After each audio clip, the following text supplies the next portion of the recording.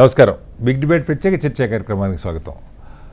దేశంలో గుర్తింపు కార్డు అనగానే సగటు మనిషి గుర్తొచ్చేది ఆధార్, అది కాకపోతే ఓటర్ ఐడి, అది కాకపోతే రేషన్ కార్డు, డ్రైవింగ్ లైసెన్సు. ఇవి సాధారణంగా మనం వ్యక్తుల గుర్తింపుకి సంబంధించి ప్రభుత్వాలు జారీ చేసినటువంటి గుర్తింపు కార్డులుగా భావిస్తాం. అయితే బీహార్లో ఎన్నికల సంఘం ఒక వినూత్న ప్రయోగానికి శ్రీకారం చుట్టింది. జూన్ 25 నుంచి ఈ నెల 25-26 తారీఖుల వరకు నెల రోజుల పాటు స్పెషల్ ఇంటెన్సివ్ రివిజన్ పేరుతో ఒక 11 డాక్యుమెంట్లు ఇచ్చింది. ఇవి ఉన్నవాళ్ళు మాత్రమే 2003 తర్వాత ఓటర్ లిస్టులో ఉన్న ఓటర్లందరూ ఖచ్చితంగా వాళ్ళ బర్త్ సర్టిఫికేట్ కానీ, 10th క్లాస్ సర్టిఫికేట్ కానీ, క్యాస్ట్ సర్టిఫికేట్ కానీ, లేదా ఆస్తి రిజిస్ట్రేషన్ సర్టిఫికేట్ కానీ, అవేవి కాకపోతే పాస్పోర్ట్ కానీ, ఇవి ఉంటేనే వాళ్ళని ఓటర్లుగా గుర్తిస్తాం అని చెప్తుంది. దాదాపు 4 కోట్ల మంది ఓటర్లు బీహార్లో ఉన్న 8 కోట్లలో 4 కోట్ల మంది ఓటర్లు ఓటు హక్కును కోల్పోయే ప్రమాదం ఉందని ప్రతిపక్షాలు గొంతెత్తి అరుస్తున్నాయి. దాని మీద సుప్రీంకోర్టు ఈ నెల 10వ తారీఖున ఇచ్చినటువంటి ఒక ఆదేశంలో స్పష్టంగా ఓటర్ ఐడిని, ఆధార్ని, రేషన్ కార్డుని కూడా పరిగణలోకి తీసుకోవాలని ఈసీకి సూచించింది. అయితే ఇప్పటివరకు ఈసీ దాని మీద స్పందించలేదు. దీనికి తోడు అదనంగా ఇప్పుడు దేశవ్యాప్తంగా స్పెషల్ ఇంటెన్సివ్ రివిజన్ ప్రారంభిస్తారని చెప్పి అంటూ ఉన్నారు. 2003 తర్వాత ఓటర్ లిస్టులో ఎన్రోల్ అయిన వారందరూ కూడా ప్రభుత్వం సూచించిన, ఎన్నికల సంఘం సూచించిన వీటిని సబ్మిట్ చేయడం సాధ్యమన్న దాని మీద వాళ్ళు బిగ్ డిబేట్లో చర్చని చెప్పడం. చర్చలో మనతో పాటు అంబటి రామకృష్ణ గారు కాంగ్రెస్ పార్టీ సీనియర్ నాయకులు ఉన్నారు, అలాగే ఆంజనేయ రెడ్డి గారు Bharatiya Janata party AP senior నాయకులు ఉన్నారు, అలాగే లక్ష్మణ్ గారు ప్రముఖ రాజకీయ సామాజిక విశ్లేషకులు ఉన్నారు. మరి కాసేపట్లో రెడ్డన్న గారు మాజీ పోలీసు ఉన్నతాధికారి జాయిన్ అవుతారు మనతో. ముందుగా లక్ష్మణ్ గారు నమస్కారం. హలో లక్ష్మణ్ గారు, మ్యూట్లో ఉన్నట్టున్నారు సార్, ఒకసారి అన్మ్యూట్ చేయండి. లక్ష్మణ్ గారు ఇవాళ నమస్తే సార్. తాజాగా ఈసీ ఈరోజు చేసినటువంటి ఎలిగేషన్ ఏంటంటే, ఇవాళ మనకి పత్రికల్లో ఏదైతే కోర్టు ఆధారు వీటిని పరిగణలోకి తీసుకోమని ఒక సూచన చేసిందో, ఈసీ చెప్పేది బీహార్లో పెద్ద ఎత్తున నేపాలు, మియన్మారు, అలాగే బంగ్లాదేశ్ నుంచి వచ్చిన ఓటర్లు ఉన్నారు, వాళ్ళ ఓట్లు తీసేస్తాం ఓటర్ లిస్టులో. అంటే విదేశస్తులు భారతదేశంలో ఉంటే ఓటు తీసేస్తే సరిపోద్దా? అసలు ఒక వ్యక్తి యొక్క పౌరసత్వాన్ని నిర్ణయం చేయాల్సింది ఎన్నికల సంఘమా లేదా కేంద్ర హోంశాఖ? ఏంటి గందరగోళం? సాధారణ ప్రజల దగ్గర ఉండే ఏవి కూడా వాళ్ళు ఇచ్చిన 11 జాబితాలో లేవు. లక్ష్మణ్ గారు మీరే చూసి ఉంటారు. ఆధార్ ఉండదు, రేషన్ కార్డు చెల్లదు, డ్రైవింగ్ లైసెన్స్ చెల్లదు, బ్యాంక్ పాస్బుక్ చెల్లదు. దీని మీద సుప్రీంకోర్టు చెప్పిన తర్వాత కూడా ఇప్పటికీ 5 రోజులు అవుతుంది. 10వ తారీఖు సుప్రీంకోర్టు స్పష్టంగా కొంత ఓటర్లను అసహనానికి గురి చేయొద్దు, వాళ్ళని అసౌకర్యానికి గురి చేయొద్దు, వీటిని పరిగణలోకి తీసుకోండి అని చెప్పాక కూడా ఇప్పటిదాకా ఒక రివైజ్ నోటిఫికేషన్ వచ్చిన పరిస్థితి లేదు. కొత్తగా దేశవ్యాప్తంగా మొత్తం చేస్తారు. ముందుగా ఎన్నికలు ఉన్నటువంటి రాష్ట్రాలు అస్సాము, బెంగాలు, కేరళ, తమిళనాడు, పాండిచ్చేరి, ఈ రాష్ట్రాల్లో ముందు ఈ ఎక్సైజ్ చేపడతారని అంటూ ఉన్నారు. ఏంటి అసలు దీన్ని ఎలా అర్థం చేసుకోవాలి? కటారి గారు, మీకు ఇతర పెద్దలు ప్రేక్షకులకు నమస్తే. ఇది రాజకీయ వ్యవస్థ ఏ తీరులో పనిచేస్తా ఉంది, అలాగే రాజ్యాంగ వ్యవస్థల పనితీరు ఎలా ఉంది అని ఆలోచించడానికి, అర్థం చేసుకోవడానికి అర్థం పడుతున్నది. బీహార్లో 2 మాసాల్లో ఎన్నికలు జరగబోతున్నాయి. ఎన్నికల నోటిఫికేషన్ ఏనాడైనా జారీ కావచ్చు. అలాంటి నేపథ్యంలో ఒక స్పెషల్ ఓటర్ లిస్ట్ రివిజన్ అనేటువంటిది టేకప్ చేయడం అనేది, అందులో 2003 తర్వాత అంటే దాదాపు 22 ఏళ్ల వ్యవధిలో ఇంత సుదీర్ఘ కాలానికి సంబంధించినటువంటి బోనఫైడ్స్ ని, అర్హతలను రుజువు చేసుకుంటేనే ఓటర్లు లిస్టులో ఉంటారు, లేకపోతే తొలగించబడతారని చెప్పడం అనేది ఏ విధంగా అర్థం చేసుకోవాలి?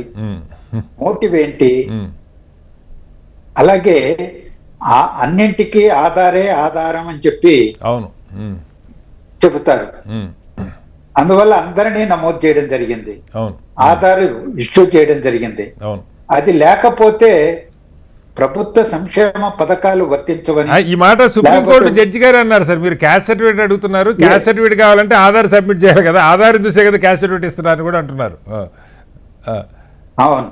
అందువల్ల ఆ అన్నింటికీ ఆధారం చెప్పేటువంటి వ్యవస్థలో ఆధార్ను పరిగణలోకి తీసుకోకపోవడం, రేషన్ కార్డుని పరిగణలోకి తీసుకోకపోవడం, ఈరోజు ఇతర గుర్తింపు ప్రభుత్వం జారీ చేసిన గుర్తింపు కార్డుల్ని పరిగణలోకి తీసుకోకపోవడం ఏంటి?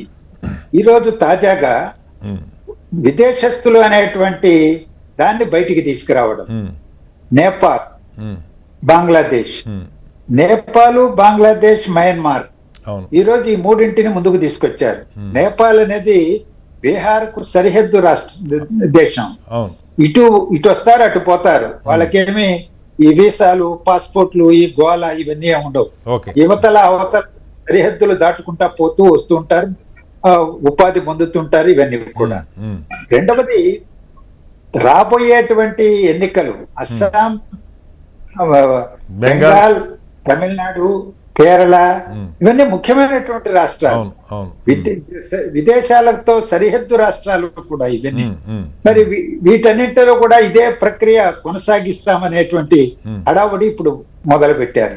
అంటే విదేశస్తులు అనేటువంటిది దేశస్థుడు కాదు, భారతీయ పౌరుడు కాదు అని నిర్ధారించేది మీరు అన్నట్టు ఎలక్షన్ కమిషన్ కాదు కదా, హోం శాఖ. దానికి ఒక పెద్ద ప్రక్రియ. రేపు ఈ రోజు అటుపోయి ఇటు ఒక ఉన్నారా లేదా తెలుసుకొని నిర్ధారించేటువంటి అంశం ఇది. బీహార్ నుంచి లక్షలు, కోట్ల సంఖ్యలో మైగ్రేషన్ వెళ్తారు. ఈ రోజు ఆంధ్రప్రదేశ్, తెలంగాణలో ప్రధాన పట్టణాల్లోనే కాదు, నేను మొన్న రాయచోటికి వెళితే రాయచోట్లో ఒక రెస్టారెంట్ లో బీహార్ నుంచి వచ్చినటువంటి చిన్న ఆడపిల్లలు పనిచేస్తా వ్యవసాయ పనుల్లో కూడా బీహార్ కార్మికులే ఉంటున్నారు సార్, ఉంటారు. ఈ రోజు గ్రామీణ ప్రాంతాల్లో, చిన్న చిన్న పట్టణాల్లో, మండల కేంద్రాల్లో కూడా ఈ రోజు వలస కార్మికులు ఉంటే బీహార్ నుంచి, జార్ఖండ్ నుంచి, ఇతర ప్రాంతాల నుంచి వాళ్ళందరినీ మీరు పరిగెత్తుకుంటారండి. మీరు మీ బోనఫైడ్స్ రుజువు చేసుకోండి, మీకు ఓటుగా అప్పుడే ఓటర్ గా ఉంటారంటే వాళ్ళు లేక అది తీసేస్తే చనిపోయిన వాళ్ళ కింద భావిస్తారు.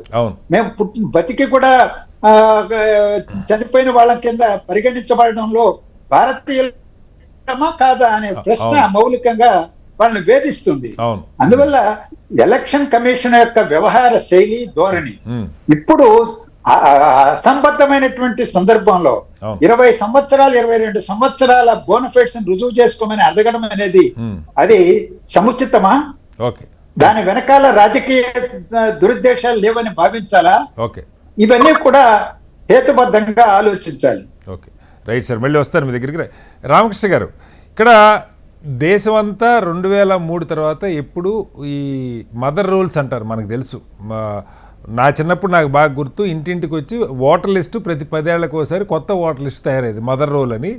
ఆ తర్వాత మధ్యలో ఏమైనా ఎలక్షన్స్ వచ్చినా అప్పుడు అవసరమైన మేరకు చిన్న చేర్పులు, మార్పులు, స్పెషల్ రివిజన్ అని చెప్పి మనం కూడా చూస్తూ ఉంటాం, ఎలక్షన్ ముందు ఇస్తూ ఉంటారు. ఇది జనరల్గా జరిగే ప్రొసీజర్.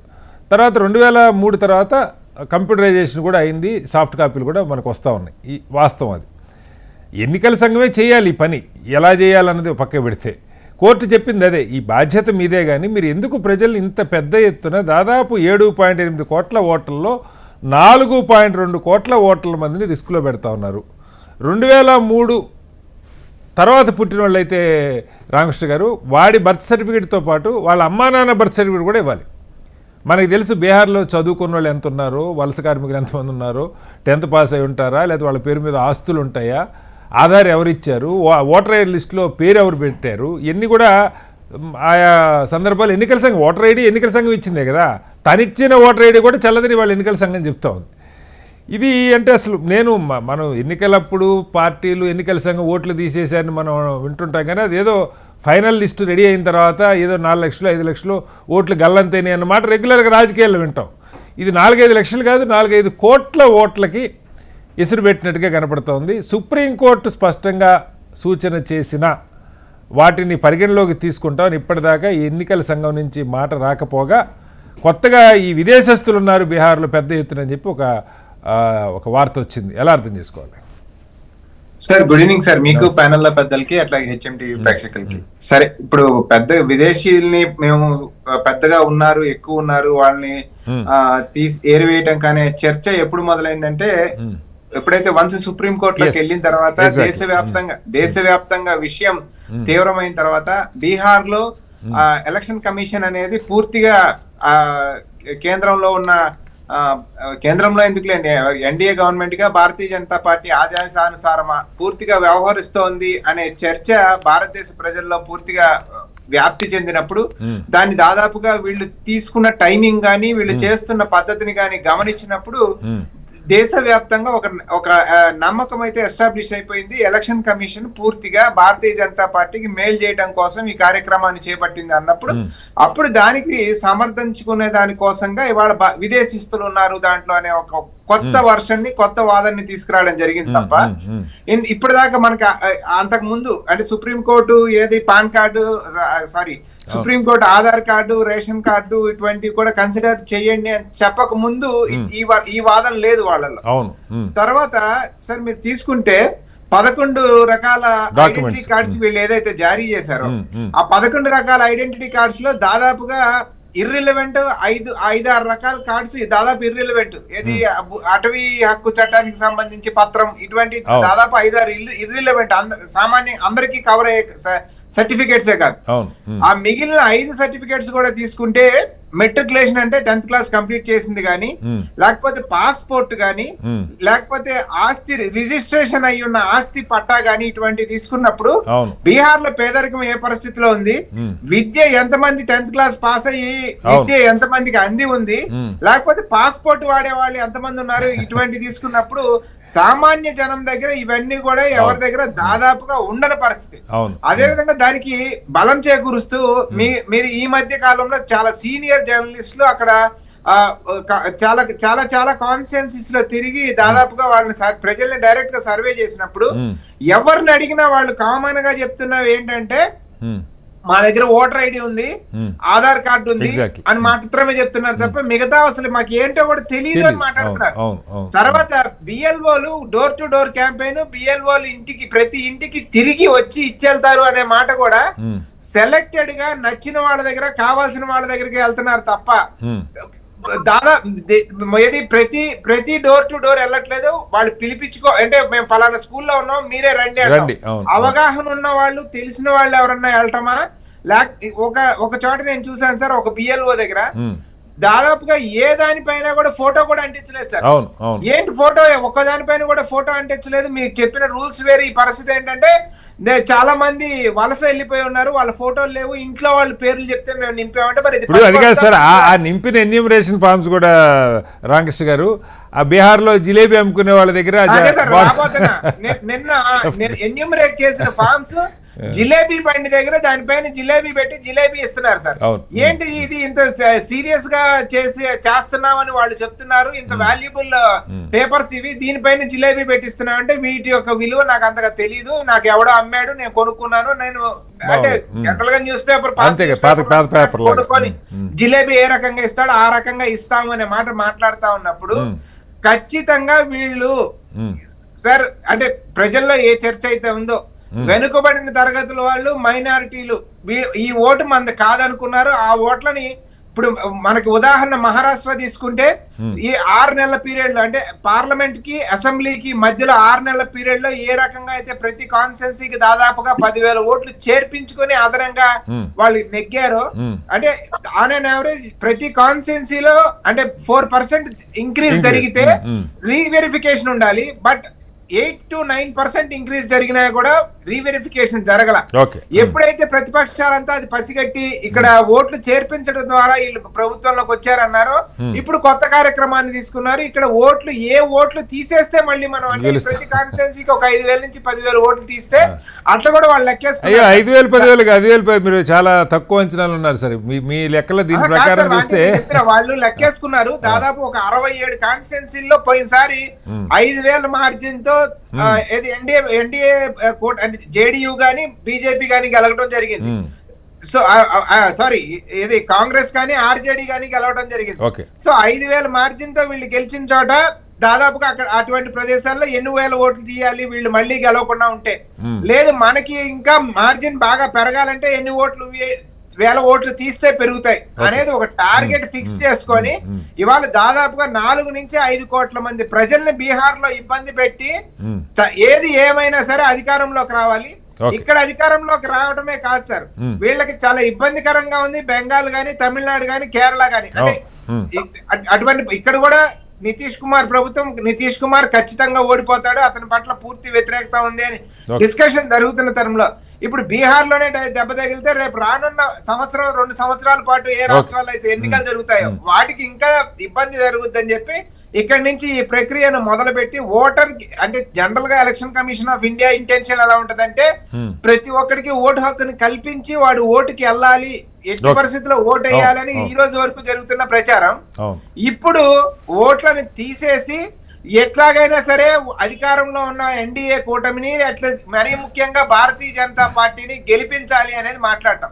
తర్వాత గతంలో ఎలక్షన్ కమిషనర్ గా చేసిన అశోక్ లావాసా ఒక స్పష్టమైన ఒక ఇంటర్వ్యూ ఇవ్వడం జరిగింది సార్. భారతీయ జనతా పార్టీ దాని యొక్క మెప్పు కోసం ఎలక్షన్ కమిషన్ ఆఫ్ ఇండియా పనిచేస్తా ఉన్నది అంటే మన మాటలు కాదు సార్, ఒక గత ఎలక్షన్ కమిషనర్ గా పనిచేసిన ఆయన మాట్లాడిన అశోక్ లావాసా గారు మొన్నటి దాకా ఎలక్షన్ కమిషనర్ గా ఉన్నారు. ఆయన మాట్లాడిన మాటలే భారతీయ జనతా పార్టీ మెప్పు కోసం ఎలక్షన్ కమిషన్ ఆఫ్ ఇండియా పనిచేస్తా ఉంది, కానీ దాని యొక్క పర్వ్యూలో అది చేయాల్సిన పద్ధతిలో ఇన్ని రోజులుగా మేము చేసుకున్న వచ్చిన కృషికి పూర్తి విరుద్ధంగా ఈ రోజు ఎలక్షన్ కమిషన్ ఆఫ్ ఇండియా ప్రవర్తిస్తా ఉంది అని అశోక్ లావాసా గారు కూడా చెప్పడం జరిగింది అక్కడ. ఓకే, మళ్ళీ వస్తాను సార్ మీ దగ్గరికి. ఒకసారి ఆంజనేయ రెడ్డి గారు, చాలా ఎన్నికలు మీరు చూసింటారు, సుదీర్ఘ రాజకీయ అనుభవం ఉంది మీకు. మనకి సహజంగా మీకు సఫిషియెంట్ టైం ఇస్తాను. సహజంగా ఎన్నికలప్పుడు కొంత మార్పులు చేర్పులు జరుగుతాయి. కొత్తగా 18 ఏళ్ళు నిండిన వాళ్ళని ఎన్రోల్ చేసుకోమంటారు. సరే, ఇల్లు తిరిగి అక్కడ చనిపోయిన వాళ్ళు, అక్కడి నుంచి వెళ్ళిపోయిన వాళ్ళు ఉంటే ఆ ఓట్లు తీసేసి అధికారం ఎన్నికల సంఘానికి ఉంది, అది జరుగుతుంది. ఇది కాకుండా జరగాల్సిన ఎక్సైజ్ అసలు మదర్ రోల్స్ తయారు చేయటం అంటారు. అంటే మొత్తం ఓటర్ లిస్టు కొత్తగా తయారు చేయటం. ఇప్పుడు ఇది అది కాదు, ఇది కాదు. 2003 కంటే ముందు ఓటర్ లిస్టులో పేర్లు ఉన్నాయి, వాళ్ళు ఏ సర్టిఫికేట్లు ఇవ్వకపోయినా ఏమైపోయినా అలాగే ఉంటాయి. 2003 తర్వాత ఎన్రోల్ అయిన ఓటర్ లిస్టులో పేర్లు వచ్చిన వాళ్ళు మాత్రం ఈ డాక్యుమెంట్లు, ఇప్పుడు 10th చదివినోడికి ఆస్తి ఏముంటుంది, ఆస్తి 10th చదివినోడికి క్యాస్ట్ సర్టిఫికేట్ ఎందుకు తీసుకుంటాడు, వాళ్ళంతా వలస కార్మికులు మనకు తెలుసు. ఆయన రెడ్డి గారు, కొన్ని కోట్ల మంది ఈ దేశంలో ఏ మూల పోయినా, బాంబే పోయినా, బెంగళూరు పోయినా, హైదరాబాద్ పోయినా, ఎక్కడ పోయినా వీళ్ళే పనిచేస్తూ ఉన్నారు, ముఖ్యంగా బీహార్ నుంచి పెద్ద ఎత్తున. దాని సరిహద్దు రాష్ట్రాలు ఒక సైడు నేపాల్ తప్ప మిగతా, నేపాల్ ఉన్నా అక్కడ బార్డర్ సెక్యూరిటీ మీరే. నేపాల్ నుంచి క్యూ కట్టుకొని, లేదా మయన్మార్ నుంచి లేదా మరొక చోట నుంచి వస్తుంటే కేంద్ర ప్రభుత్వం ఏం చేస్తుందో, హోంశాఖ ఏం చేస్తుందో ఒక పెద్ద ప్రశ్న అయితే, అసలు ఇది ఎన్నికల సంఘం డ్యూటీ కాదు అని సుప్రీంకోర్టు మాట్లాడుతుంది సార్. ఇవి ఏదో రామకృష్ణ గారు, లక్ష్మణ్ గారు చెప్పడం కాదు.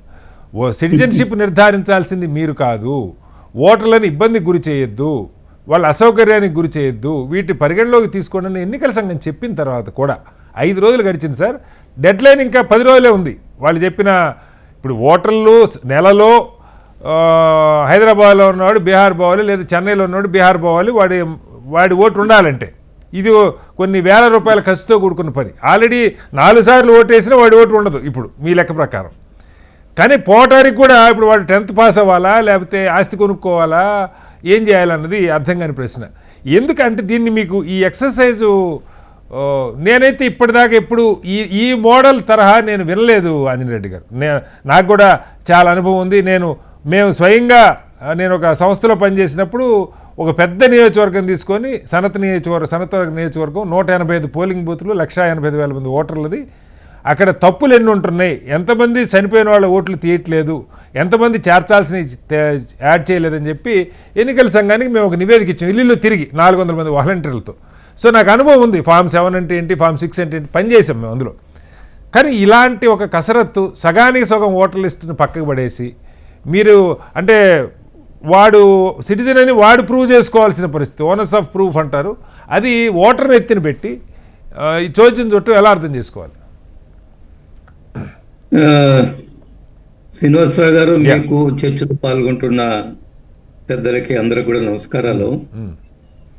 ఈ దేశ ప్రజల్లో ఒక చాలా స్ట్రాంగ్ ఒపీనియన్, చాలా గట్టి అభిప్రాయం ఈ దేశ ప్రజల్లో ఉంది. ఏమిటంటే కేంద్ర ప్రభుత్వం తీసుకున్న నిర్ణయాన్ని ఈ దేశంలో ఉండే కాంగ్రెస్ వామపక్షవాదులు ఎంత తీవ్రంగా వ్యతిరేకిస్తారో అంత కరెక్ట్ అయింది అని దేశ ప్రజలకు చాలా స్పష్టంగా అర్థమయ్యాయి, అనేక సందర్భాల్లో అర్థమయ్యాయి. ఎంత పెద్ద ఎత్తున వ్యతిరేకిస్తారు వామపక్షాలు, కాంగ్రెస్ పార్టీ లేదా ఇండియా అలయన్స్ వాళ్ళందరూ కూడా ఖచ్చితంగా కేంద్రం తీసుకుంటున్న నిర్ణయం దేశానికి మేలు చేకూరుస్తుందని దేశ ప్రజల్లో ఒక గట్టి అభిప్రాయం ఉంది. ఒకటి. రెండవది, మనం మీరు ఇందాకేదో ఉపద్ఘాతం చెప్పారు లక్ష్మీనారాయణ గారు, ఏదో రాజకీయ దురుద్దేశాలు అన్నారు. ఇందాక నాకు ముందు మాట్లాడిన రామకృష్ణ గారు చాలా సుదీర్ఘంగా ఉపన్యాసం ఇచ్చారు. వీటన్నిటికీ ఇవన్నీ కూడా ఉన్నప్పటికీ కూడా సుప్రీంకోర్టు ఏమన్నా ఎలక్షన్ కమిషన్ ఆఫ్ ఇండియా తీసుకున్న చర్యను ఆపిందా? లేదు. ఒక నిమిషం, చాలా స్పష్టంగా చెప్పింది ఇది రాజ్యాంగపరమైన ఎలక్షన్ కమిషన్ బాధ్యత అని మాట్లాడుతూ కొన్ని సవరణలు, కొన్ని వ్యాఖ్యలు చేసింది. అందులో ఆధార్ ను కూడా కలపండి, ఇంకా కొన్ని డాక్యుమెంట్స్ కలపండి అన్నారు. ఇక్కడ చాలా ఆశ్చర్యకరమైన విషయం ఏంటంటే, మీరు కూడా చెప్పారు కదా 5 రోజులు అయింది ఇంకా ఎలక్షన్ కమిషన్ ఆఫ్ ఇండియా నుంచి ఎటువంటి వ్యాఖ్య రాలేదని. చాలా ఆశ్చర్యం ఏంటంటే, మీకు గుర్తుందో లేదో, మీ ఎవరైనా senior media personality and journalist మీకు గుర్తుందో లేదో, ఆధార్ ని ఓటర్ ఐడికి లింక్ చేయాలంటే ఈ సోకాల్డ్ ప్రజాస్వామ్యవాదులు, ఎన్డీలు, లక్ష్మీనారాయణ గారు మద్దతు ఇచ్చే లెఫ్టిస్టులు లేదా రామకృష్ణ గారి కాంగ్రెస్ వాళ్ళు ఏమన్నారు? ఇది చాలా తప్పు, లింక్ చేయడానికి లేదు, ఇది ప్రైవసీకి చాలా ఇబ్బందికరము, గోప్యతకు చాలా ఇబ్బందికరం అన్నారు. ఇప్పుడేమో మీరు ఇంకా ఏం సమాధానం చెప్పలేదు, ఆధార్ కార్డుల గురించి అంటారు. ఆధార్ కార్డు నా ముందు ఉందంటే నా ఆధార్ కార్డు ఉంది, అందులో చాలా స్పష్టంగా చెప్పింది ఏమిటంటే ఆధార్ అనేది గుర్తింపు రుజువు మాత్రమే, పౌరసత్వము లేదా పుట్టిన తేదీకి కాదు. సిటిజన్షిప్ ఇది డిక్లేర్ చేయదు. ఒకటి. సో ఓటర్స్ అనేక మంది చేరున్నారు. మనం అనేక సందర్భాల్లో చర్చించుకున్నాం. ఈ దేశంలో పాకిస్తాన్ నుంచి, బంగ్లాదేశ్ నుంచి చాలా మంది వేసేస్తులు రోహింగ్యాలు వచ్చున్నారు. అక్కడ అస్సాంలో గానీ లేదా వెస్ట్ బెంగాల్ లో గానీ చాలా ఇబ్బందులు పెడుతున్నారు ప్రజలు. అనేక మీరు ఒప్పుకుంటారో ఒప్పుకోరో నాకైతే తెలియదు. మనం అంతా రోహింగ్యా మద్దతుదారులు కదా. నేను ఆంజనేయుడు గారు మీరే చెప్తారు కానీ మిమ్మల్ని మళ్ళీ ప్రశ్నలు అడుగుతా. 4-5 ప్రశ్నలు మీరు మాట్లాడిన దానిలో నుంచే మొట్టమొదట మీ స్టేట్మెంటు ఇది కేంద్ర ప్రభుత్వం తీసుకున్న నిర్ణయం అని చెప్తున్నారు, దేశ ప్రజలంతా మద్దతు ఇస్తున్నారని. ఇప్పటిదాకా మేము అనుకుంటుంది ఎన్నికల సంఘం తీసుకున్న నిర్ణయం అనుకుంటున్నాం. Number one. ఒక్క నిమిషం. 2, 11 ఏళ్లుగా దేశంలో మీరే అధికారులు ఉన్నారు, పూర్తి స్థాయి అధికారంతో. ఇబ్బడి ముబ్బడిగా లక్షల మంది, కోట్ల మంది విదేశస్తులు దేశంలోకి వచ్చి ఓటర్లు అయిపోయి రేషన్ కార్డులు తీసుకొని, లేకపోతే బీహార్లో మీ ప్రభుత్వం ఉంది 5 ఏళ్ల నుంచి దాదాపుగా, రేషన్ కార్డులు తీసుకొని లేకపోతే ఇంకొకటి తీసుకుంటా ఉంటే కేంద్ర హోంశాఖ ఏం చేస్తా ఉంది? వాళ్ళకి ఓటర్ ఐడి ఎట్లా ఇస్తున్నారు? ఓటర్ ఐడి ఇచ్చేది కేంద్ర ఎన్నికల సంఘం. ఆంజనేయుడు గారు, శ్రీనివాసరావు గారు, చెప్పండి. ఒక్క ప్రశ్న అడుగుతున్నాను, అడగండి.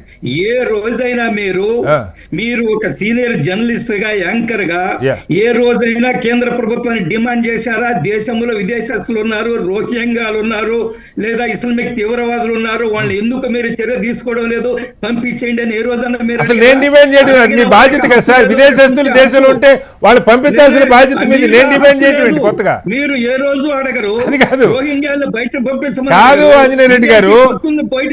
ఆంజనేయ రెడ్డి గారు చట్టబద్ధ పాలన చేయడానికి మిమ్మల్ని ఒకరు డిమాండ్ చేయాలా? విదేశస్తులు దేశంలో రాకుండా చూడండి మిమ్మల్ని ఒకరు డిమాండ్ చేయాలి. మీ బాధ్యత అది కదా. ఒక్క నిమిషం అండి. అదే ఈ రోజు మీరు ఇన్ని ప్రశ్నలు ఏ రోజైనా మీరు ప్రశ్నించారా? కాబట్టి మీకు ఆ నైతిక హక్కు లేదు. మీరు కేంద్ర ప్రభుత్వాన్ని గురించి ప్రశ్నించిన మీరు నిజంగా కూడా మాట్లాడుంటే దేశంలో విదేశస్తులు ఉన్నారు, జిహాదీ శక్తులు ఉన్నాయి, రోహింగ్యాలు ఉన్నారు, పాకిస్తాన్, బంగ్లాదేశ్ ప్రశ్నించుంటే కాదు. ఆంజనేయ రెడ్డి గారు సారీ, నా ప్రశ్న నా దగ్గర సమాచారం ఏమి లేదు. రోహింగ్యాలు ఉన్నారు, పాకిస్తాన్ వాళ్ళు ఉన్నారు, బంగ్లాదేశ్ ఉంది. మరి మీ దగ్గర ఉంటే మీరే కదా చేయాలి, చేయండి. ఎవరొద్దన్నారు? దగ్గర ఉంది. కేంద్ర ప్రభుత్వం చాలా స్పష్టంగా ఇప్పటికే ఢిల్లీలో విదేశస్తులు ఎవరైతే ఉన్నారో వాళ్ళందరినీ తీస్తున్నారు, వాళ్ళ పేర్లు తీస్తున్నారు, వాళ్ళకి పంపిస్తున్నారు, గుట్లుగా బయటకు తరివేస్తున్నారు. ఒకటి. రెండోది, అసలు కాంగ్రెస్ పార్టీకి నైతిక హక్కు ఉందా? సార్ ఇక్కడ ఆంజనేయ రెడ్డి గారు, ఇది కాంగ్రెస్ పార్టీకి నైతిక హక్కు ఉందా, నాకు నైతిక హక్కు ఉందా? కాదు ఆంజనేయ రెడ్డి గారు, 4 కోట్ల మంది ఓటర్లు ఆంజనేయ రెడ్డి గారు. మీరు ఇంత తేలిగ్గా బ్లేమ్ గేమ్ తో నెట్టేస్తారంటే నేను టోటల్లీ రాంగ్. 4 కోట్ల మంది దగ్గర డేట్ ఆఫ్ బర్త్ సర్టిఫికెట్లు ఉండవు, లేదా ఎలక్షన్ కమిషన్ అడిగిన ఆధారాలు ఏ ఉండవు అనేది మీరు ప్రజలను అవమానిస్తున్నారు. యాజ్ ఆఫ్ నౌ వాళ్ళు సబ్మిట్ చేసేదాకా లేనట్టే కదా లెక్క. You are insulting Bihar, you are insulting Bihar voters. చెప్పండి. నేను అదే చెప్తున్నాను సార్. ఎవరు చెప్పారు మీకు 4 కోట్ల మంది దగ్గర ఇవేవి లేవు? మీకు కాదు ఆంజనేయ రెడ్డి గారు, మిమ్మల్ని అడుగుతున్న సూటిగా. మీరు నా నైతికత గురించి ప్రశ్నించారు కాబట్టి. కాదు, నాకైతే ఆంజనేయ రెడ్డి గారు, నా దగ్గర అయితే బర్త్ సర్టిఫికేట్ లేదు. నేను పుట్టిన బర్త్ సర్టిఫికేట్ నాకు ఎంఆర్ఓ ఆ రోజుల్లో ఇష్యూ చేసింది. బహుశా లక్ష్మణ్ గారికి కూడా ఉండదు, మీకు కూడా ఉందని నేను అనుకోవట్లా. ఉంటే చెప్పండి. చెప్పండి బర్త్ సర్టిఫికేట్. లక్ష్మణ్ గారు, మీ దగ్గర బర్త్ సర్టిఫికేట్ ఉందా? నాకు బర్త్ సర్టిఫికేట్ లేదండి. కాదు ఆంజనేయ రెడ్డి గారు, ఆధారం. లేదా నేను ఏమంటానంటే, మీరు స్కూల్లో చదవాలా? చదివినప్పుడు బర్త్ సర్టిఫికేట్ ఇవ్వలేదా? మీరు చదవలేదా? మీరు బర్త్ సర్టిఫికేట్ ఇవ్వలేదా స్కూల్లో? ఎప్పుడు బర్త్ సర్టిఫికేట్ సార్? బర్త్ సర్టిఫికేట్లు ఎప్పుడు వచ్చినాయి ఆంజనేయ రెడ్డి గారు? పాత రోజుల్లో చదువుకున్న స్కూల్లో చదువుకున్న హెడ్ మాస్టర్ రాస్తే అదే లెక్క. ఓకే, మళ్ళీ వస్తాను ఒకసారి ఆంజనేయ రెడ్డి గారు, మళ్ళీ వస్తారు. డిబేట్ కంటిన్యూ చేద్దాం. డిబేట్ లో ఒక్క నిమిషం. Welcome back to big debate. Lakshman గారు, ఆంజనేయ రెడ్డి గారు ఒక కీలకమైన అంశం చెప్పారు. ఆధార్ కార్డు చూపిస్తూ ఆయన, ఇది ఐడెంటిటీకి సంబంధించిన మాత్రమే, ఇది పౌరసత్వానికి ఎలాంటి రుజువు కాదని చెప్పారు. వాస్తవం, అది ఆధార్ కార్డు మీద ఉంటుంది. ఎన్నికల సంఘం ఇచ్చిన ఈ 11లో ఒక పాస్పోర్ట్ తప్ప, అంటే భారతదేశంలో పౌరసత్వానికి నిజమైన గుర్తింపు పాస్పోర్టు. ఆ పాస్పోర్టు దేశవ్యాప్తంగా యావరేజ్గా 2% మంది దగ్గర కూడా లేదు. బీహార్ లాంటి రాష్ట్రంలో అది 1% కూడా ఉండే అవకాశం లేదు. నిజంగా పౌరసత్వానికి రుజువు అంటే పాస్పోర్ట్ ఉండాలి నాకు తెలిసి. ఈ క్యాస్ట్ సర్టిఫికేట్ కాదు, ఆధార్ కాదు, రేషన్ కార్డు కాదు, లేకపోతే వాళ్ళు చెప్పిన బర్త్ సర్టిఫికేట్ కాదు, మరొకటి కాదు. ఇవి లేకుండా అధికారికంగా కేంద్ర ప్రభుత్వం జారీ చేసిన పౌరసత్వ గుర్తింపు అంటే పాస్పోర్ట్. అది 1% మంది కూడా లేదు. బర్త్ సర్టిఫికేట్ గురించి మాట్లాడుతుంటే మనం చిన్నప్పుడు అసలు చాలామంది ఇళ్లలో డెలివరీలు అయ్యి స్కూల్లో చేర్చేటప్పుడు స్కూల్లో హెడ్ మాస్టర్ వేసేవాళ్ళు డేటు. నా డేటే తప్పు, నా డేటు నాకు సంవత్సరం నెల ఎక్కువ వేశారు స్కూల్లో. సరే, తర్వాత అది మార్చుకోవాలి, అలా గడిచిపోయింది. 10th పాస్ అయితే మీరు అన్నట్టు 10thలో ఏది ఉంటే దాన్ని డేట్ ఆఫ్ బర్త్ కింద పరిగణిస్తారు. దేశంలో చదువుకోని వాళ్ళు, స్కూల్ దాటిన వాళ్ళు, 10th పాస్ అయిన వాళ్ళు సగానికి సగం మంది ఉంటారు. ఎలా లక్ష్మణ్ గారు దీన్ని, అంటే అసలు ఉద్దేశం ఇంత ఓటర్ లిస్టులో సగానికి సగం ముందే ఇది చెల్లదు అని చెప్పి మీరు కాగితాలు తీసుకొస్తే చెల్లుదని చెప్పడానికి అసలు ఎలా అర్థం చేసుకోవాలి? గారు, ఇంతకు ముందు పౌరసత్వానికి సంబంధించిన సమస్యను డైరెక్ట్ గా లేవనెత్తారు. National citizen registration. మనం అస్సాం ఎన్నికల్లో ఎలాంటి గందరగోళం చేయాలనో అంత గందరగోళం సృష్టించారు. ఆ సమస్య ఇంకా పరిష్కారం కానే లేదు. ఈ రోజు ఓటర్ లిస్టు స్పెషల్ రివిజన్ పేరిట పౌరసత్వ సమస్యను ముందుకు తేవడం అనేది, అది భారత ప్రజాస్వామ్య వ్యవస్థను బలోపేతం చేస్తుందా, బలహీనపరుస్తుందా? ఆంజనేయ రెడ్డి గారు చాలా బల్లగుద్ది చెప్పారు. వామపక్షాలు, కాంగ్రెస్, భావజాలాలు, ప్రజాస్వామ్యవాదులుగా చెప్పుకునే వాళ్ళందరూ కూడా బీజేపీ ఏం చేస్తే దాన్ని వ్యతిరేకిస్తారని. ఇలాంటి పనులు చేస్తే వ్యతిరేకించక మద్దతు ఇమ్మంటారా? భారత రాజ్యాంగ మూలాలపైనే దెబ్బ కొడుతూ భారతీయ పౌరుల యొక్క హక్కులనే, ప్రాథమిక హక్కులనే కాలరాచి, భారతీయ పౌరుల్ని, భారతదేశంలో పుట్టి పెరిగినటువంటి వాడిని నువ్వు ఈ దేశస్థుడు కాదు, ఈ దేశంలో పౌరుడు కాదు, రుజువు చేసుకునే బాధ్యత నీది. నువ్వు వలస వెళ్ళావా, లేకపోతే నీ దగ్గర పాస్పోర్ట్ అవి ఇవి ఎలక్షన్ కమిషన్ బాధ్యత. ఇది ఎగ్జాక్ట్లీ సుప్రీంకోర్టు ఏం చెప్పింది? స్టే ఇవ్వలేదని చెప్పి ఆంజనేయ రెడ్డి గారు అంటున్నారు. స్టే ఎవరు అడగల. ఎన్నికల కమిషన్ బాధ్యత ఓటర్ లిస్ట్ రివైజ్ చేసేది. కానీ నెల ముందా, 2 నెలల ముందా, అది కూడా మదర్ లిస్టులను రివైజ్ చేసే పనే. సుప్రీంకోర్టు అనింది. Is it timing? ఏ టైంలో మీరు చేపట్టారు? నిగతి లేదా సుప్రీంకోర్టు? అలాగే ఆధారు, మీరు ఇచ్చిన ఓటర్ కార్డు, రేషన్ కార్డు పరిగణలోకి తీసుకోరా, ఓకే తీసుకోండి వాటిని అన్నారు. ఓకే సుప్రీంకోర్టు ఎందుకు చెప్పింది ఆ మాట? ఓకే ఒక రాజ్యాంగబద్ధ వ్యవస్థ దారి తప్పి గాడి తప్పి వ్యవహరిస్తుంటే యా ఎవరి చేతిలో కీలుబొమ్మ, Okay. ఎవరి పంజరంలో చిలక. ఓకే ఆ మాట గతంలో సిబిఐ గురించి సుప్రీంకోర్టు అనలేదా? ఓకే ఈ రోజు ఎలక్షన్ కమిషన్ గురించి ఆ మాటలు అనలేదు కాబట్టి సరిపోతుందా? ఓకే ఓటర్ కార్డు అందరికీ ఓటర్ కార్డు, బ్యాంకు ఇంకొకటి రిజిస్ట్రేషన్, ఏది పట్టినా ఆధార్ కార్డే. అవును. మరి ఓటర్ కార్డు ఎందుకు లేదు? అవును. గతంలో పరిగణించారు కదా. ఓకే ఈ రోజు బీహార్కి ఇస్తాను ఆంజనేయ రెడ్డి గారు, ఇస్తాను, మీకు చాలా వచ్చే టైం ఉంది ఆంజనేయ రెడ్డి గారు, kindly bear with me. Yes ఒకసారి ఈ రోజు ఇది రుజువు చేసుకోలేనటువంటి వాడు ఎవడైనా బీహార్ లో పౌరుడు కాదు, దేశ పౌరుడు కాదు అని డిక్లేర్ చేస్తారా మీరు? ఓకే ఓకే రేపు నాకు వర్తిస్తుంది, మీకు వర్తిస్తుంది, అవును అందరికీ వర్తిస్తుంది. ఆద్వానీ గారు ఎక్కడి నుంచి వచ్చారు, ఎక్కడ పుట్టారు? అసలు వేరే కాదు లక్ష్మణ్ గారు మన ఏజ్ గ్రూప్ వాళ్ళు, స్పెషల్లీ మన ఏజ్ గ్రూప్ మాట్లాడుకుందాం కొంచెం అటు ఇటుగా. ఆ రోజుల్లో మనం చదువుకున్నాం కాబట్టి 10th సర్టిఫికేట్ ఉంటుంది. చదువు లేని వాళ్ళు ఆ రోజుల్లో ఇంకా సగానికి సగం స్కూల్కి వెళ్ళని వాళ్ళే ఉన్నారు. వాళ్ళకి 10th సర్టిఫికేట్ ఉండే అవకాశం లేదు, బర్త్ సర్టిఫికేట్ ఉండే అవకాశం లేదు. ఈ మాట అంటే బీహార్ని అవమానిస్తున్నాను అన్నారు. ఆంజనేయ రెడ్డి గారు నేను అడుగుతున్నా, ఆంజనేయ రెడ్డి గారు మీకే ఛాలెంజ్ చేస్తా ఉన్నా, మీరు రేపు నెక్స్ట్ టైం నా డిబేట్లో అయినా సరే మీ దగ్గర ఓల్డ్ డేట్తో బర్త్ సర్టిఫికెట్ అని ఉంటే మీరు చూపించండి, నేను అంగీకరిస్తా.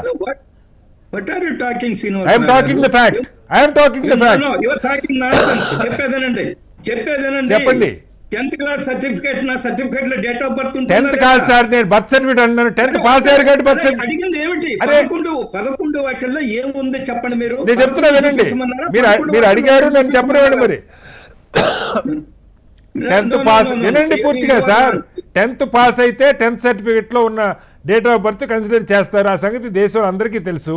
వాడు 10th పాస్, వినండి సార్, 10th పాస్ కాలేదు, వాడు హాస్పిటల్ నుంచి ఎంఆర్ఓ గవర్నమెంట్ నుంచి బర్త్ సర్టిఫికేట్ తీసుకోలేదు.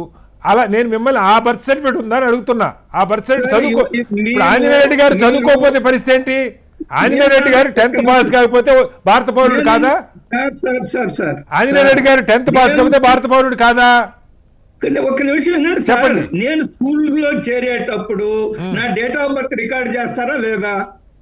అది బర్త్ సర్టిఫికెటా? నేను స్కూల్లో నా డేట్ ఆఫ్ బర్త్ రికార్డ్ ఎవరు చెప్పింది వేసుకుంటారు స్కూల్లో? మీ నాన్నగారు ఏం చెప్తే ఆ డేట్ వేసుకుంటారు సార్. దాని అర్థం ఏమిటి? అదే డేట్ ఆఫ్ బర్త్ సర్టిఫికేట్ అంటే. పుట్టారు, ఒక్క నిమిషం సార్, నన్ను మా తండ్రి దేశపోయే స్కూల్లో చేర్చేటప్పుడు వీడు పలానా రోజు పుట్టాడని చెప్పి చెప్తారు. అది సర్టిఫికేటా? కాదు, సర్టిఫికేట్ అంటున్నాను సార్. నేను దట్ ఈస్ ఎనఫ్ అంటున్నా నేను అనేది.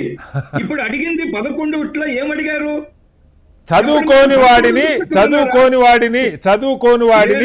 వినండి పూర్తిగా, చదువుకోని వాడిని ప్రభుత్వం ఇష్యూ చేసిన సర్టిఫికేట్ కావాలని అడుగుతున్నారు. ఉంటుంది కదా, వాళ్ళ తల్లిదండ్రులతో ఉంటుంది కదా, వాళ్ళ యొక్క వంశం ఉంటుంది కదా. నేను మీకు మీరు చూపించవచ్చు కదా.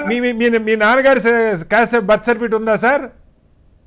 లేదా my father is no more. చెప్తున్నాను సార్, మా ఫాదర్ కూడా నో మోరే, కానీ ఆ రోజుల్లో బర్త్ సర్టిఫికేట్ 22 సంవత్సరాల క్రితం ఉంది శ్రీనివాస్ గారు, 22 సంవత్సరాల క్రితం ఉంది. ఒకసారి రామకృష్ణ నేనేమంటున్నా అంటే ఈ దేశంలో లక్ష్మణ్ గారు మాట్లాడుతారు నేషనల్ సిటిజన్స్ రిజిస్టర్ తోటి దుర్మార్గం.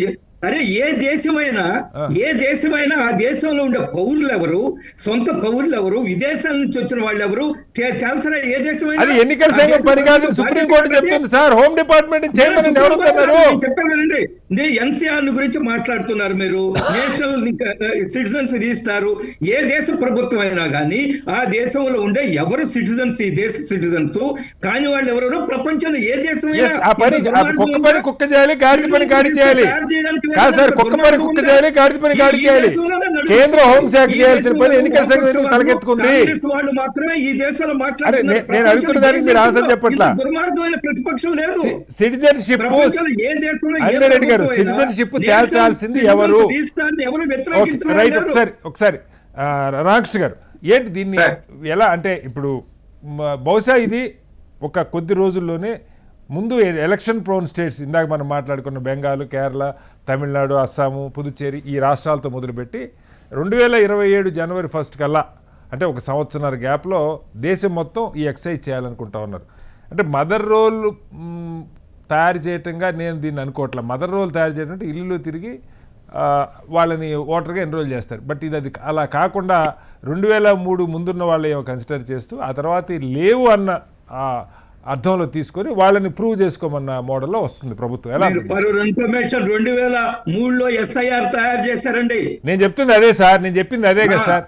దాన్ని మదర్ రోల్ అంటారు సార్, దాన్ని మదర్ రోల్ అంటారు సార్. మదర్ రోల్ అంటే సార్ కటారి గారు చెప్పండి.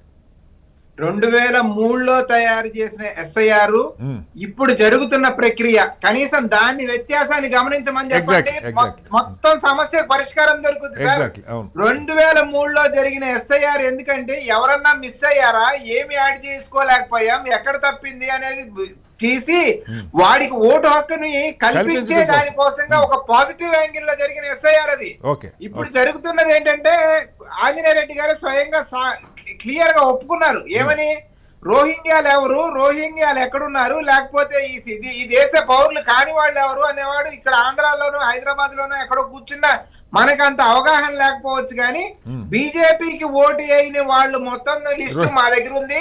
వాళ్ళ మిమ్మల్ని అందరినీ, ఎందుకంటే ప్యానల్ లో మాట్లాడుతున్న లక్ష్మీనారాయణ గారిని రోహింగ్యా అనేసారు, నన్నేమో రోహింగ్యా మద్దతుదారుడు అనేసారు. సో వాళ్ళకి వ్యతిరేకంగా మాట్లాడే ఎవరైనా సరే వాళ్ళని రోహింగ్యాలు గానో రోహింగ్యా మద్దతుదారులు గానో అంటే భారతీయ జనతా పార్టీకి వ్యతిరేకంగా మాట్లాడితే, వాళ్ళకి వ్యతిరేకంగా మాట్లాడితే వాళ్ళ పైన అంటే గతంలో మాట్లాడుతూనే వచ్చారు వాళ్ళు, దేశం పట్ల అంటే నరేంద్ర మోడీనో భారతీయ జనతా పార్టీనో వ్యతిరేకిస్తే దేశాన్ని వ్యతిరేకించాం అనే ఒక ఆలోచన ధోరణిని ప్రజల్లోకి ఇన్కల్కేట్ చేసే ఒక ప్రక్రియని ఇప్పుడు ఈయన మాట్లాడుతూ కూడా దాన్ని ఒప్పుకోవడం జరిగింది. ఇవాళ మనం అందరం కూడా చర్చించి మాట్లాడుతున్నది ఏంటంటే చాలా వరకు 4 కోట్ల మందిలో 4 కోట్లు లేవు, 4 కోట్ల మంది చదువుకోలేదని అట్లా 4 కోట్ల మందిని ఈ ప్రక్రియ ద్వారా మీరు ఇబ్బంది పెడుతూ అందులో ఎంత మందికి 11 సర్టిఫికెట్స్ ఉన్నాయో అందులో దాదాపుగా మెజారిటీ లేవు. వీడియోలు సాక్ష్యాలు చూడండి. వాళ్ళని ఏం చేద్దాం అన్నప్పుడు సుప్రీం కోర్టు చెప్పింది వాళ్ళకి ఆధార్ కన్సిడర్ చేయండి, వాళ్ళకి ఓటర్ ఐడి కన్సిడర్ చేయండి. అదే వ్యతిరేకించారు కదా మీరు. ఆధార్ తెచ్చిందే కాంగ్రెస్ అండి. ఆధార్ వాళ్ళు వ్యతిరేకించడం ఏంటి? ఆధార్ తెచ్చిందే కాంగ్రెస్. ఇండియా అలయన్స్ చెప్తాను సార్ రెడ్డి గారు రెండింటిని ఇంటర్లింక్ చేయడానికి వ్యతిరేకించామేమో కానీ దాన్ని ఐడి ప్రూఫ్ గా తీసుకోవడానికి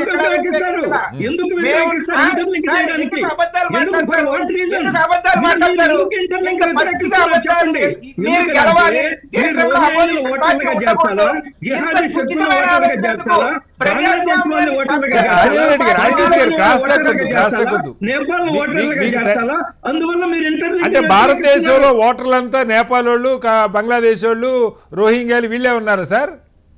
ఎవరు చెప్పారు సార్? ఇప్పుడు ఆంజనేయ రెడ్డి గారు వాళ్ళు కూడా ఉన్నారు. మీరు రెండు మిక్స్ చేస్తున్నారు. ఆంజనేయ రెడ్డి గారు వినండి, ఇక్కడ సమస్య ఓదారు ఇంటర్లింక్ ఎందుకు వ్యతిరేకించాలి? వినండి చెప్తున్నారు కాంగ్రెస్ ఒకటే కాదు దేశంలో చాలా మంది ఆధార్ అనేది ఐడెంటిటీ ప్రూఫ్ మాత్రమే.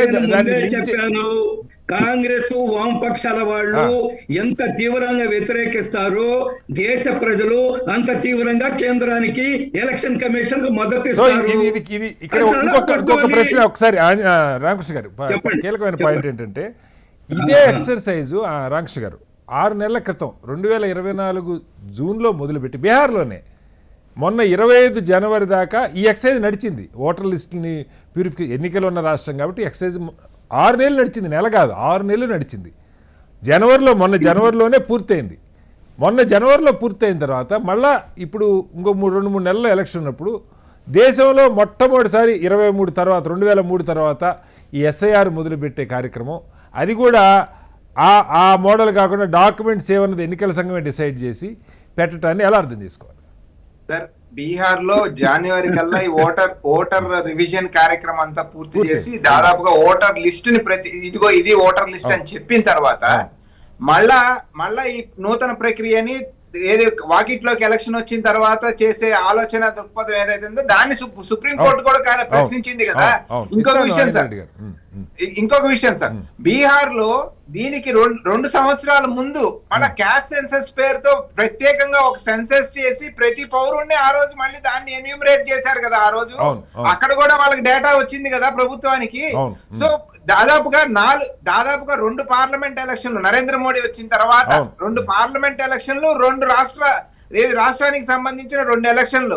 ఇన్ని ఎలక్షన్లు జరిగినా సరే హోం మంత్రిత్వ శాఖకి ఇప్పుడు భారతీయ జనతా పార్టీకి సంబంధించిన ఆంజనేయ రెడ్డి గారి దగ్గరే సమాచారం ఉన్న తర్వాత కేంద్ర హోంమంత్రి దగ్గర సమాచారం లేదు. ఈ రోజు కొత్తగా కనుక్కోవడం కోసం ఎవరు ఏంటి అనే దానికి రేపు లేదు ఎల్లుండి ఎలక్షన్ ఉన్నాయంటే ఇవాళ ఈ ప్రక్రియను మేము మొదలు పెట్టామని సమర్థించుకునే కార్యక్రమం ఏదైతే ఉందో మీరు గమనించండి. ఎలక్షన్ కమిషన్ ఆఫ్ ఇండియా తీసుకునే నిర్ణయాల్ని వాళ్ళని ప్రశ్నిస్తే భారతీయ జనతా పార్టీ సమాధానం చెప్తుంది. భారతీయ జనతా పార్టీకి వేసే ప్రశ్నలకు వచ్చి ఎలక్షన్ కమిషన్ ఆఫ్ ఇండియా సమాధానం చెప్తా ఉంది. అంటే వీళ్ళిద్దరి మధ్య ఎంత మంచి బాండింగ్ ఏర్పడింది, వీళ్ళని ప్రభుత్వంలో కూర్చోబెట్టడానికి కోసంగా ఎలక్షన్ కమిషన్ ఆఫ్ ఇండియా ఏ రకంగా పనిచేస్తా ఉందని కూడా మనం ఇక్కడ అర్థం చేసుకోవాలి.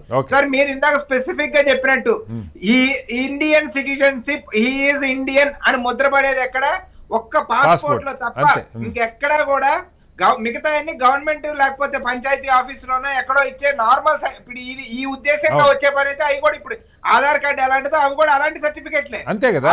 అక్కడ ఎక్కడ కూడా సిటిజన్షిప్ మెన్షన్ చేసి ఉండదు. కానీ స్పెసిఫిక్ గా అడుగుతా ఉన్నారంటే అక్కడ బీహార్ లో ప్రతి ఒక్కడు చిన్న పాలిథిన్ పేపర్ లో జోబులో మెయింటైన్ చేసే కార్డ్స్ ఏంటంటే voter ID card Aadhaar card సామాన్యుడు కూడా మెయింటైన్ చేస్తా ఉన్నాడు. అవి అడిగితే మనకి వాళ్ళ దగ్గర ఆధారాలు దొరుకుతాయి, వాళ్ళ ఓటు తీసేయలేము. కాబట్టి అవి కాకుండా వాళ్ళ దగ్గర ఏవైతే ఉండవో వాటిని అడిగితే వాళ్ళ ఓట్లు తొలగించవచ్చు. మైనారిటీలు బీసీ ఎస్సీ ఎస్టీలు ఓటింగ్ తొలగించేస్తే ఆర్ఎస్ఎస్ ఆలోచన వీళ్ళకి ఓటు ఇవ్వడానికి కూడా ఆ రోజు ఆర్ఎస్ఎస్ దాన్ని ఒప్పుకోలేదు. అన్ని వర్గాలకి ఓటు ఇవ్వడానికి కూడా ఆ రోజు ఆర్ఎస్ఎస్ ఒప్పుకోలే.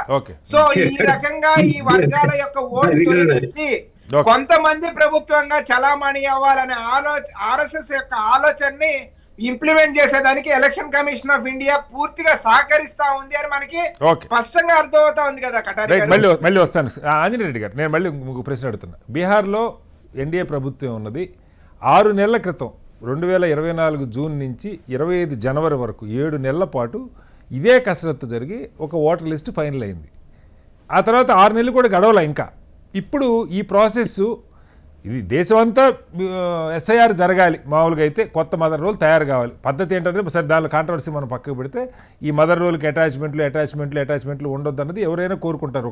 ఒక ఫ్రెష్ ఓటర్ లిస్ట్. మనం కూడా ఓటర్ లిస్ట్ చూస్తే కొన్ని డిలీటెడ్, కొన్ని ఇవన్నీ గందరగోళంగా ఒక 1500 ఓట్లు ఉంటే అందులో యాక్చువల్గా ఓట్లు ఉండేది 1000, 800, 900 ఉంటాయి. ఇది మనందరికీ తెలుసు. ఆ కసరత్తు ఒక ఫ్రెష్ ఇది జరగాలి.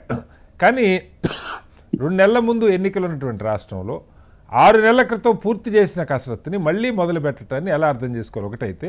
2 మళ్ళీ అడుగుతున్నా, ఇక్కడ సిటిజన్స్ కాని వాళ్ళు ఉన్నారని ఎన్నికల సంఘం ఏ ప్రాతిపదికన చెప్పింది? సూటిగా ప్రశ్న ఆంజనేయ రెడ్డి గారు. ఎన్నికల సంఘం అంటే పాస్పోర్ట్ లేని వాళ్ళని క్వశ్చన్ అడిగాక మీరు ఆన్సర్ చెప్పండి. పాస్పోర్ట్ లేని వాళ్ళని సిటిజన్స్ కాదు అంటుందా, లేకపోతే దేన్ని ప్రామాణికంగా తీసుకొని ఎన్నికల సంఘం బీహార్లో ప్రజలను అవమానిస్తుంది ఎన్నికల సంఘం? ఆంజనేయ రెడ్డి గారు, నేను కాదు, చెప్పండి. సార్ ఒక్క నిమిషం, మీ ప్రశ్నలకు వచ్చే ముందు రామకృష్ణ వ్యాఖ్యల మీద నేను స్పందించాలా. ఆర్ఎస్ఎస్ అందరికీ ఓటు హక్కు ఇవ్వకూడదు అనేది తప్పుడు ప్రచారము, తప్పుడు మాటలు మాట్లాడొద్దు. ఈ దేశంలో ఇటలీ నుంచి వచ్చి ఓటర్స్ అయి ఉన్నారు. రామకృష్ణ మర్చిపోవద్దు. ఆర్ఎస్ఎస్ కాదు కదా సార్ చేసింది. ఒక నిమిషం, ఆయన తప్పుడు ప్రచారం చేస్తున్నాడు. ఆర్ఎస్ఎస్ చెప్పింది అందరికీ ఓటర్స్, ఇది కేవలం ఆర్ఎస్ఎస్ మీద. రాజ్యాంగం పట్ల మీకు గౌరవం లేదని ఇక్కడే అర్థం అవుతా ఉంది. రాజ్యాంగం ఇచ్చిన హక్కు ప్రకారం ఓటర్స్ అయ్యారా? మీ యొక్క దాతృత్వం వల్ల ఓటర్స్ అయ్యారా? మీ రాజ్యాంగం కట్టని గౌరవం మాకు తెలీదా? 1975లో రాజ్యాంగాన్ని సస్పెండ్ చేసి రైట్, ఒకసారి మిస్టర్ రామకృష్ణ, మీ రాజ్యాంగం పట్ల మీకు మీ పార్టీకి ఉండే గౌరవం మాకు తెలీదా? 75లో రాజ్యాంగాన్ని సస్పెండ్ చేశారు, మొత్తం ఎమర్జెన్సీ విధించారు. రామకృష్ణ గారు ఒక్క సెకండ్,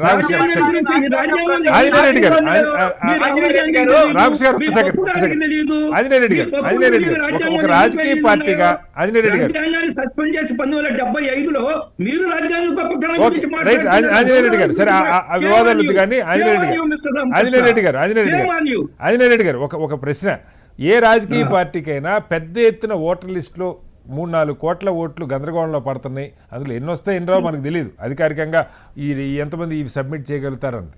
ఏ రాజకీయ పార్టీ అయినా సహజంగా ఈ ప్రక్రియ ఇది లోపభూయిష్టం, ఓటర్లను తీసేస్తే ఎట్లా అన్న గందరగోళం చాలా ఏ పార్టీకైనా ఉండదు సహజంగా. గందరగోళం లేకుండా చాలా స్పష్టత.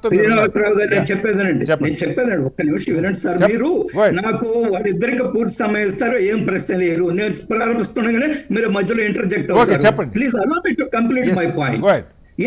నేను లెవెల్ ప్లేయింగ్ ఫీల్డ్ ఇవ్వకుండా మీరు ఇట్లా చేయడం చెప్పండి. నేనేమంటున్నా అంటే ఎన్నికల మనము ఈ ఎన్నికల పోలింగ్ ముందు రోజు వరకు ఓటర్స్ గా చేరొచ్చు, మీకు తెలుసు కదా. ఎప్పుడు కంటిన్యూస్ ప్రాసెస్ ఇది, పోలింగ్ ముందు రోజు వరకు కాదు, నోటిఫికేషన్ రిలీజ్ వరకు. రిలీజ్ వరకు it's okay, sorry, notification release వరకు ఎప్పుడైనా ఓటర్స్ గా చేరొచ్చు, ఇన్క్లూజన్స్ డిలీషన్స్ జరుగుతుంటాయి. కాబట్టి ఇది కొత్త ప్రక్రియ కాదు. కొన్ని ప్రత్యేక పరిస్థితుల్లో మనకి ఈ దేశంలో చాలా సమాచారం ఉంది. విదేశీయులు ఉన్నారు, రోహింగ్యాలు ఉన్నారు, లేదా విదేశాల నుంచి వచ్చి ఓటర్స్ గా చేరిన వాళ్ళు ఉన్నారు. ఈ రిసోర్సెస్ భారత పౌరులకి సహజ న్యాచురల్ సిటిజన్స్ ఎవరైతే ఉన్నారో వాళ్ళకి చెందవలసిన రిసోర్సెస్ అంతా దుర్మార్గాన్ని అనుభవిస్తున్నారు కొన్ని ప్రాంతాలు అనేది అది సర్వత్రా చర్చనీయంగా జరుగుతుంది. ఆ సందర్భంలో ఎలక్షన్ కమిషన్ ఒక నిర్ణయం తీసుకొని వాళ్ళు ఈ సీరియస్ ఇంటెన్సివ్ రివిజన్ చేస్తున్నారు. దానికి కాదు, మళ్ళీ మీరు టోటల్ రాంగ్ చెప్తున్నారు ఆంజనేయ రెడ్డి గారు.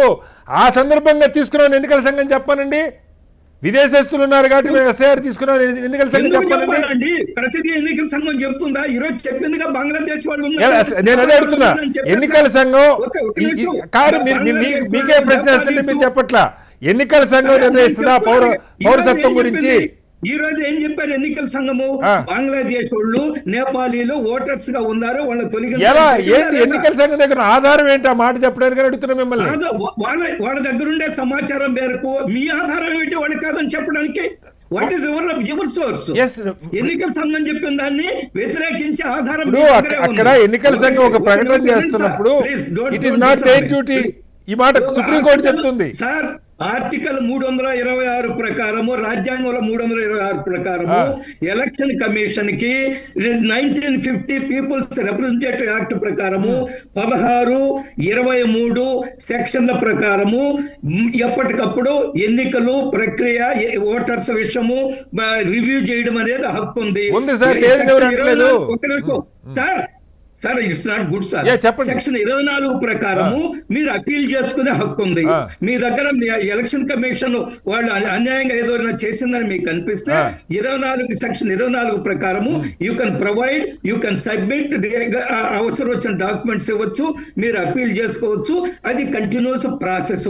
కాబట్టి ఈ ప్రాసెస్ ని మనం ఎవరైనా క్వశ్చన్ ఒక్క నిమిషం సార్, 1975 ఎమర్జెన్సీలో దుర్మార్గాలు చేసిన నవీన్ చావలాన్ తీసుకొచ్చి చీఫ్ ఎలక్షన్ కమిషనర్ గా నియమించిన శ్రీమతి ఇందిరాగాంధీ, ఆమె జోబు సంస్థగా తయారు చేసుకున్నది. వాళ్ళు ఎలక్షన్ కమిషన్ గురించి మాట్లాడే హక్కు ఇందాక రామకృష్ణ గారు చెప్పారు. మీ హయాంలోనే నియమించబడి కాదు సార్, మీ హయాంలోనే టర్మ్ పూర్తి చేసుకున్న అశోక్ లావాసా గారు మాట్లాడింది ఇందాక చెప్పారు కదా, మీరే నియమించారు.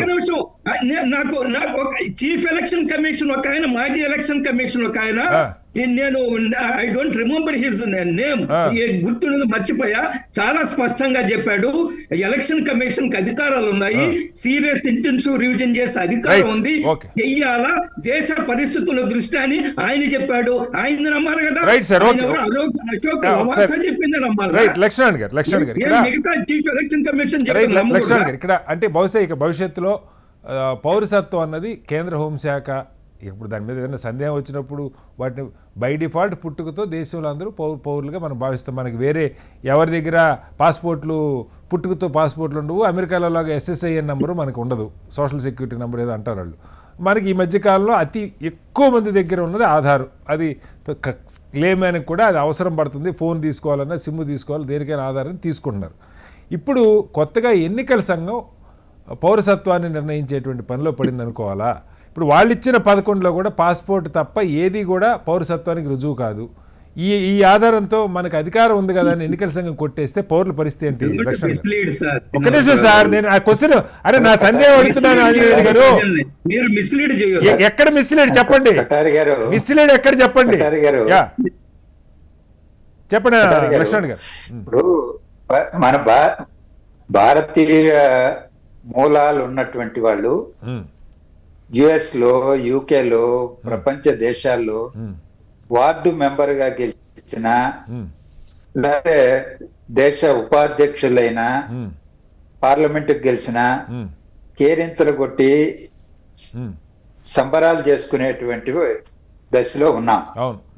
కానీ భారతదేశంలో పుట్టి పెరిగినటువంటి వాళ్ళకి విదేశాలకు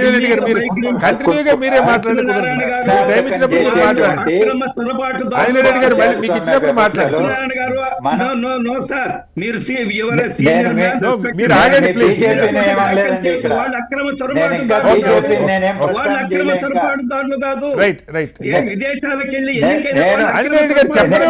చెప్పకుండా ఆయన అక్రమ చొరబాటుదారు అనలేదు కదా. నేనేం అనలేదు కదా, సంబరాలు చేసుకున్నాము.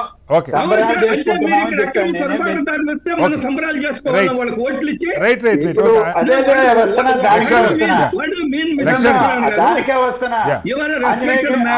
లక్ష్మణ్ గారు ఒక్క నిమిషం, ఆంజనేయుడు గారు ప్లీజ్, ఆంజనేయుడు గారు మీరు బైపాస్ చేయాలని చూడకూడదండి, మీరు బైపాస్ చేయాలని చూడతారు.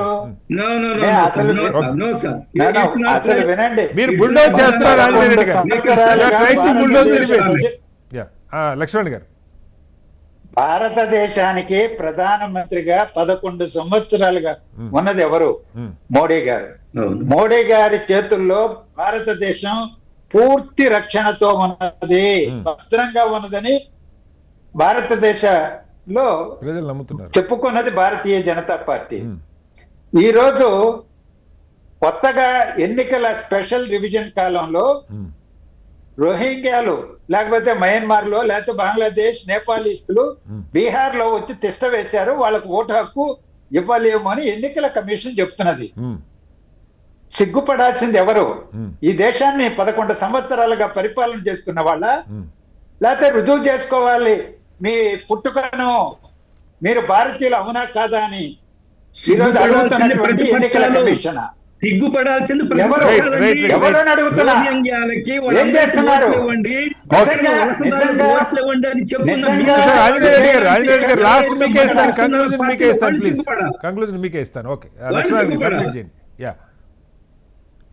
ఈరోజు లక్ష్మణ్ గారు లాస్ట్ సెంటెన్స్ చెప్పండి. ఒక్కటేనండి నేననేది, ఎన్నికల కమిషన్ తన బాధ్యతలు తాను చేయాలి, సరైన కాలంలో చేయాలి. ఎన్నికల ఓటర్ల లిస్టు సవరణ అనేది మీరు ప్రస్తావించినట్టుగా ప్రతి సంవత్సరం ప్రారంభంలో చేస్తారు. ఈ రోజు జనాభా లెక్కల సేకరణ ఒకవైపున ప్రారంభం అవుతున్నది. ఆ 2011లో జరిగినటువంటి జనాభా సేకరణ తర్వాత మళ్ళీ ఇప్పుడు జరగబోతున్నది. దాని తర్వాత పూర్తి స్థాయిలో ఎన్నికల ఓటర్ల లిస్టును, ఆ మదర్ లిస్టును తయారు చేసే ప్రక్రియను ఒక శాస్త్రీయ పద్ధతుల్లో చేస్తే ఎవరు అభ్యంతరం పెట్టరు. ఎన్నికలకు ముందు 1-2 నెలల ముందు ఎన్నికల కమిషన్ సొంత యంత్రాంగం ఉంటుందా? రాష్ట్ర ప్రభుత్వం యొక్క ఉద్యోగుల మీద, వాళ్ళు అందజేసేటువంటి సిబ్బంది మీద ఆధారపడి రివిజన్ చేయాలి. బీహార్ లో ఎవరు అధికారంలో ఉన్నారు, ఎవరికి అనుకూలంగా లిస్టులు మార్చాలని ఎన్నికల కమిషన్ ప్రయత్నం చేస్తుంది. లక్ష్మణ్ గారు టైం తక్కువ, ఒకసారి సుప్రీం కోర్టులోనే ప్రశ్నించడం జరిగింది, ఎందుకు ఈ టైంలో చేపట్టారని. రామకృష్ణ గారు ఒక్క ప్రశ్న. గతంలో మనకి ఈ పౌరులు కాని వాళ్ళు ఓటర్లుగా ఉన్నారు, రోహింగ్యాలు, ఈ గొడవ ఒక 2-3 రాష్ట్రాలకి మనం వింటుండేవాళ్ళం, ఏదో అస్సాము లేకపోతే బెంగాలో మరొక చోట. బట్ ఇప్పుడు దేశమంతా ఎస్ఐఆర్లో ఇదే ప్రాథమిక అంశం కాబోతోంది. ఇదే 11 డాక్యుమెంట్లు కనుక ఎన్నికల సంఘం తనకు అధికారం ఉంది కదా నీ పద్ధతిలోనే వెళ్తే బహుశా దేశంలో పెద్ద ఎత్తున ఉన్నటువంటి చదువు అంటే 10th చదవని వాళ్ళు, బర్త్ సర్టిఫికేట్ తీసుకునే వాళ్ళు భారీగా ఇబ్బంది పడే ప్రమాదం ఉంటుంది. ఏంటి దీనికి పరిష్కారం, ఎలా ముందుకెళ్ళాలి? సార్ ఇప్పుడు ఇస్తాను ఆయన రెడ్డి గారు, 1 సెకండ్. మనం మాట్లాడేదానికి ఇష్టం వచ్చినట్టు అడ్డదిడ్డంగా ఏదో వాదించవచ్చు కానీ but end of the day ప్రతి ఒక్క భారతీయ పౌరుడికి ఓటు హక్కు కల్పించాలనా లేదా అనే దాంట్లో వీళ్ళ సిద్ధాంతం వేరే అంటున్నా. ఇది మన ఓటు కాదు అన్నప్పుడు వాడికి ఇప్పుడు కుక్కని చంపాలంటే దాన్ని పిచ్చిది అని చెప్పాలి. సో ఆ రకంగా వీళ్ళు ఓటు తొలగించాలి, ఇది మన ఓటు కాదు అన్నప్పుడు వాడిపైన ఒక ముద్ర వేసేయాలి, వాళ్ళ ఓట్లన్నీ తొలగించాలి, మనం శాశ్వతంగా అధికారంలో ఉండాలి అనే ఆలోచనతో ఎలక్షన్ కమిషన్ ఆఫ్ ఇండియా యొక్క సహాయ సహకారాలతో శాశ్వతంగా అధికారంలో ఉండేదానికి భారతీయ జనతా పార్టీ చేస్తా ఉంది అనేది స్పష్టంగా అర్థమవుతా ఉంది ఇక్కడ. ఓకే, ఒకసారి టైం తక్కువ ఉంది. ఆఖరికి ఆంజనేయ రెడ్డి గారు మిమ్మల్ని అడుగుతున్నా లాస్ట్ క్వశ్చన్. నిజంగా మీరు జెన్యున్గా ఒకసారి ఈ డిబేట్ అయిపోయిన తర్వాత మీ మిత్రులు, పెద్దవాళ్ళు, చదువుకునే వాళ్ళు, గ్రామాల్లో రైతులు ఉంటే వాళ్ళు అడగండి.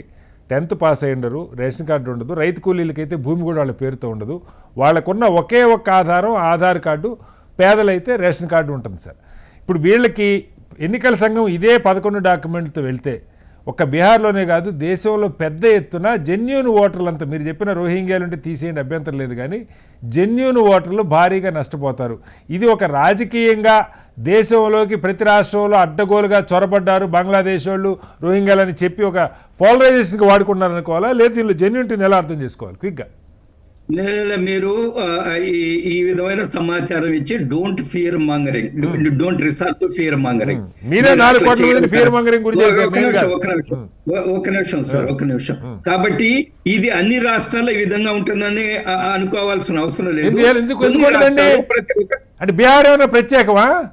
నేను ఖచ్చితంగా సార్ అక్కడ ఒక్క నిమిషం సార్, నేను ముందే చెప్పాను, ఎలక్షన్ కమిషన్ కి రాజ్యాంగం ఇచ్చిన హక్కు, వాళ్ళు రివ్యూ చేస్తారు, ఎప్పటికప్పుడు రివ్యూ చేస్తారు, ఎక్కడ అవసరం ఉంటే ఒక్కొక్క రాష్ట్రంలో ఒక్కొక్క లిస్ట్ ఆఫ్ డాక్యుమెంట్స్ ఉండొచ్చు అంటారు. అయితే ఒకటి ఒకసారి నేను చెప్పేదేనండి సార్, ఈ దేశంలో ఎన్నికల నాకు చిన్నప్పుడు బాగా గుర్తుందండి, 1971 నాకు బాగా గుర్తు. ఒక నిమిషం వినండి సార్ చెప్పండి. 6వ తరగతిలో 6th or 7th జరుగుతుందని 71 ఎన్నికలైన. అప్పుడు అందరూ ఏమనుకునేదంటే శ్రీమతి ఇందిరాగాంధీ ఎట్లా గెలిచిందంటే రష్యా నుంచి ఒక ఇంకు తెప్పించింది, ఆమెకి ఆ బ్యాలెట్ పేపర్ లో ఆవు దూడ గుర్తు ఎక్కడ ఓటేసినా గానీ ఆ ఓటు ఆవు దూడ గుర్తుకు ట్రాన్స్ఫర్ అయ్యేదని ఒక నానుడు ఉండేది.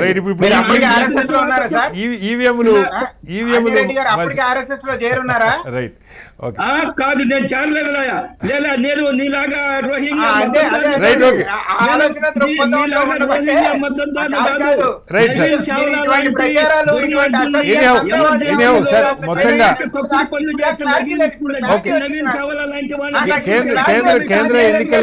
కేంద్ర ఎన్నికల సంఘం చేపడుతున్నటువంటి కసరత్తు బహుశా ఆంజనేయ రెడ్డి గారు చెప్తున్న ప్రకారం ఒక్కొక్క రాష్ట్రంలో ఒక్కొక్క లిస్ట్ ఆఫ్ డాక్యుమెంట్స్తో వెళ్ళే అవకాశం ఉంటుందని అయితే అనుకోలేం. కానీ బట్ దీని మీద సాధారణ ప్రజలు, నిరక్షరాస్యులు, గ్రామీణ ప్రాంతాల్లో ఉండే పేదలకి భూమి సొంతంగా వాళ్ళ పేరుతో ఉండే అవకాశం లేదు.